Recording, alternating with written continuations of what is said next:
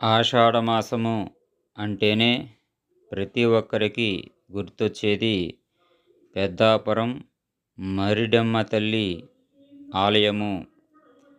మరిడమ్మ తల్లి అంటేనే కోరిన కోరికలు తీర్చే కొంగు బంగారు తల్లి, గ్రామదేవత. ప్రధానంగా ఈ ఆషాఢ మాసంలో వచ్చేటువంటి అనారోగ్య సమస్యలు, అంటువ్యాధులు ఒకానొక సమయంలో చాలా తీవ్రంగా ఉంటే, ఈ ప్రాంత వాసులంతా కూడా అమ్మవారి యొక్క ఆరాధన భక్తి శ్రద్ధలతో చేశారు. ఈ విధంగా చేసిన వెంటనే ఈ గ్రామంలో ఉండేటువంటి అనారోగ్య సమస్యలు, అంటువ్యాధులు అన్నీ కూడా తొలగిపోయి గ్రామస్తులంతా కూడా తిరిగి ఆరోగ్యాన్ని పొందడం జరిగింది.